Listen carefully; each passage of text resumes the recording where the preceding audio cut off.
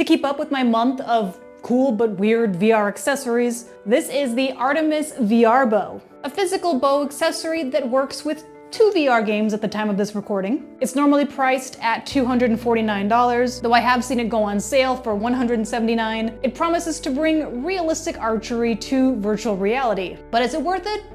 Let's find out. First, the specs. The Artemis bow has 10 pounds of actual draw weight, works with MetaQuest 2, 3, and 3S, and is compatible with Tiny Archers, Wonderfit's archery demo, and a variety of archery games on their mobile app. It has a 5-hour battery life and is designed for both left and right-handed users. The 10-pound draw weight is what makes this interesting. You're actually pulling against resistance, which creates a much more realistic experience than just pretending with controllers. When you get the Artemis bow, it comes unassembled. You'll have to put it together yourself, which honestly wasn't too difficult once I figured out the somewhat confusing instructions. Getting the bow to work with the 2 Quest apps required just a couple of steps. You'll need to download specific compatible apps.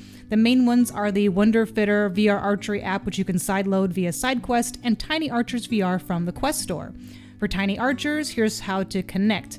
First, launch the game, go to Settings, Control, connect Artemis Smart Bow, place your right controller in the mount, hold the power button on the bow for 3 seconds until the green light flashes, accept any Bluetooth permissions when prompted, and then you'll hear a chime when the bow is connected. For the Wonderfitter app, the process is similar.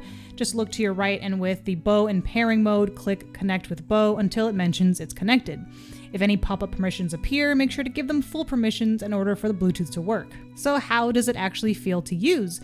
Pretty awesome, but with some caveats. The bow has real draw resistance, which makes archery feel much more authentic. Drawing and releasing the arrow is satisfying in a way that just isn't possible with standard controllers. It's also a legitimate workout. My arms were definitely feeling it after about 15 minutes or so. There's a few quirks though. In the Wonderfit demo, the virtual bow didn't exactly match where my physical bow was, which led me accidentally hitting my arm with the string a few times to compensate. Also, aiming takes some getting used to. I'm not sure if it's because I'm just bad at archery or if the aim is slightly off in the games, but something I wish was implemented somehow is having the in-game bowstring visually match your real-world draw. Currently, games detect when you release the arrow, but doesn't show the string being pulled back in sync with your movements. Interestingly, the Artemis bow also works with mobile games through their app. You can download the Wonderfitter app on iOS or Android. I found the phone screen to be a bit small for these games, so it might work better on a tablet. A couple of the games have scopes, which helps when it comes to aiming on smaller screens. Now, I'm not an archer, and I've never done archery before, so you can thank Google for all of this information. But when you hold the bow, first make sure that the bow is facing the proper orientation. The string should have 1 finger hold at the top and 2 at the bottom. For your stance, beginners often start with a square stance for balance. I'm right-handed but left-eye dominant, so I hold the bow with my right hand and draw the string with my left, but I found that I can also hold my left and draw with my right if I get tired. It is VR after all. Grip the bow underneath the middle part. When drawing, pull until you feel maximum tension, but be careful not to overextend your shoulder. Just be aware that in VR, you don't actually see the string or the draw, so be careful about your arm position in order to avoid bruises like I have here. I don't know if you can see that. On the positive side, this thing creates an archery experience that you just can't emulate with standard controllers. It's also a surprisingly good workout. After about 15 to 20 minutes, my arms and shoulders were definitely feeling a little bit sore. The compatibility with different Quest models is great. Whether you have a 2, 3, or 3S, they've got you covered. The fact that it works with mobile games gives you more options if someone else is using the headset or if you just want more games to use this with.